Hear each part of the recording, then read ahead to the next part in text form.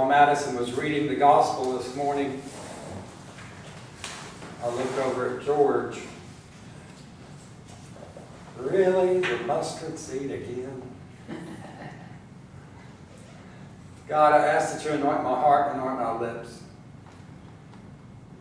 Let the words that you have given me to speak this day be your words and not mine.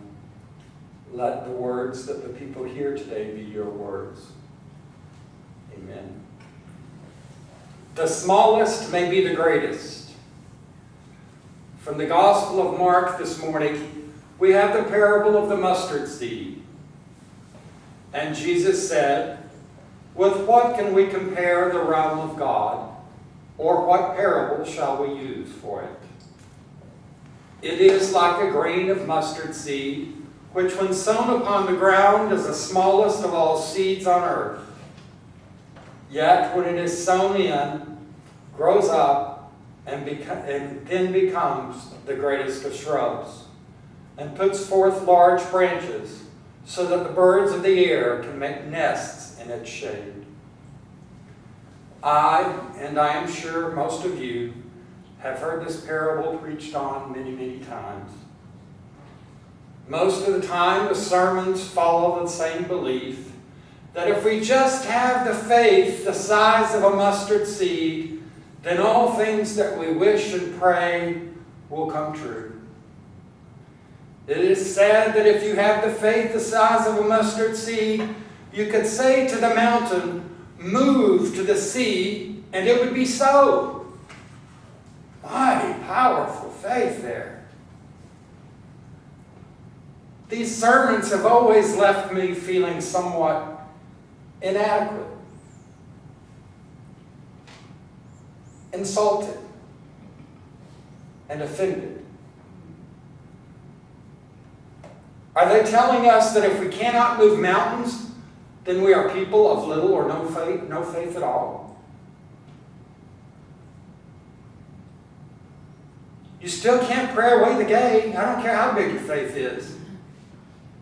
You can't pray the cancer out of the body. I don't care how big your faith is. I think it's a very bad image for us to be preaching from a pulpit. What the parable tells me is a little bit different. If we are willing to nurture our faith, then our faith will become strong enough for what we need. It will get us through the tough times that we face in life. It will guide us to the branches where we can find refuge and shade in the strong branches. Faith can take us to places we can never imagine if we're just willing to follow that faith. This past week has been difficult for so many people. Early in the week, we heard of the suicide death of Kate Spade, the fashion designer. And then we heard of the suicidal death of Anthony Bourdain, world-renowned chef, adventurer, and travel host. These things are hard to understand and comprehend for sure. It makes us wonder where their faith was and why it wasn't enough. I do not think that it's a matter of lack of faith, but perhaps a matter of closing out that faith and not finding those branches for shade and for refuge. It's not the weakness of the soul that causes those kind of things. It's the brokenness, perhaps, of the heart that causes those things. We have heard of the man in Benton County that intentionally contracted HIV for the sheer purpose of infecting other people. Again, we may wonder about his faith or lack of faith, but that is not for us to decide, and really not for us to even contemplate. To put it simply, it's none of our business. These are issues that this person must face, and the demons that are within him that he must accept. I know this sounds so depressing, and that really isn't the point of my message today. Jesus was talking about comparing the realm of God to the mustard seed, not your individual faith. The whole realm of God, the whole big picture was what Jesus was talking about from the mustard seed. The smallest of all seeds on earth will become the greatest and the strongest of bushes. This is exactly what I believe we are on with this faith journey as a community called Spirit of Peace. If you haven't figured it out yet, we are probably one of the very smallest churches there is. Yet we are a beacon of hope and of salvation for many. We are a safe haven for the weary and the frightened. That is letting our smallness become our greatness.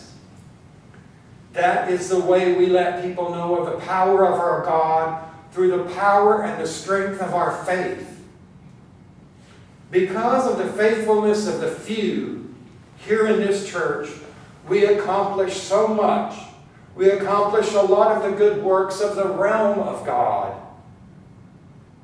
It may only be me that you see on the camera with an interview, or only my words that get printed in a newspaper or an article. But my ability to be your ambassador and the ambassador for Christ is only because of the faith that you have, in your God. It is not the faith that you place in me as your pastor. It is pure. I'm glad I did not hear an amen over there. It is purely the faith that you have in your Creator that makes everything possible. Every HIV test that we provide is an example of your faith in action. Every time we're contacted for informational or educational purposes, that is your faith in action. When companies like Walgreens reach out to us for a joint venture, or the Benton County Sheriff's Office calls us for an educational event for the greater community, that is your faith in action.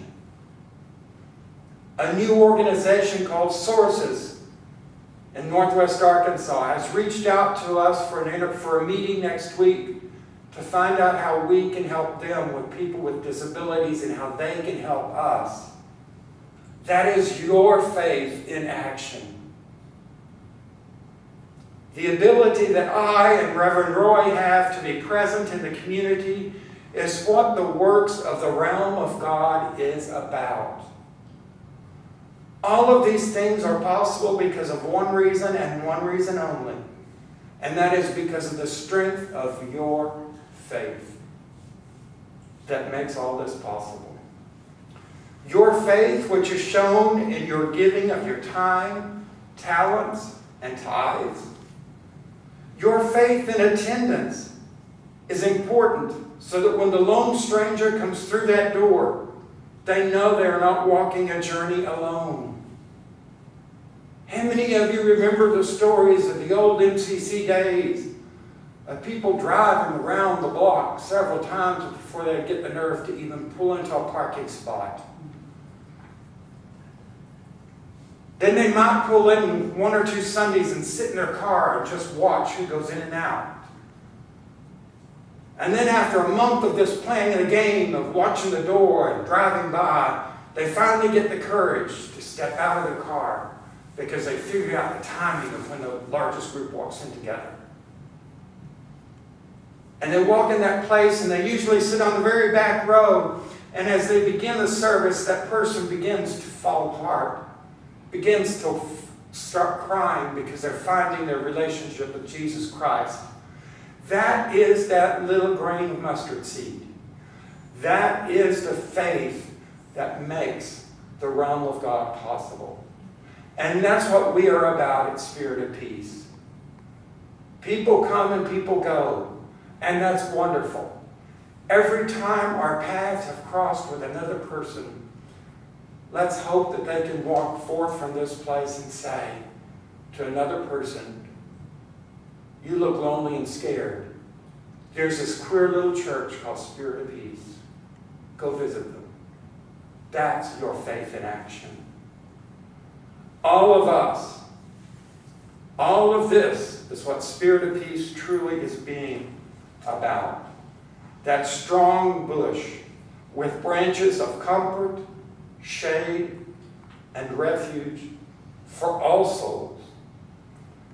This is not just a matter of faith for the individual, but a matter of faith as a community at large. We can do so many things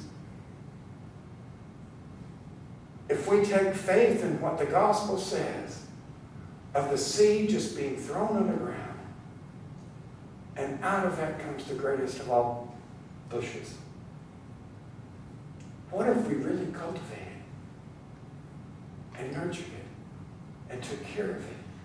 And we didn't just throw it on the ground and then go eat lunch and wait till we come back and see if it's ready for harvesting, but nurtured it from the very beginning of throwing it on the ground to walking hand in hand with a brother and sister.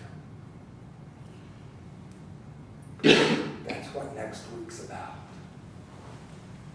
That's what it's about next week. Whether you're going to be playing a French horn, drums, you're going to be sweating out there in the sun. Whether you're putting together a parade float, you're going to be sweating and smelling. If all of a sudden you have to go to the bathroom and realize the nearest bathroom is 2.5 blocks uphill to the Chancellor, you're going to go do it. So that when the bell chimes at St. Paul's, as they usually do to start the parade, when we march down Dixon Street, people are looking saying, there is hope. There is acceptance. There is dignity. There is diversity. And there is love. And we're not going to tolerate the hatred and the bigotry anymore. That's our faith in action. It's not just one person.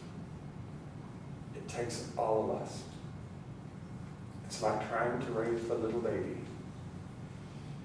Hillary Clinton's book, It Takes a Village to Raise a Child.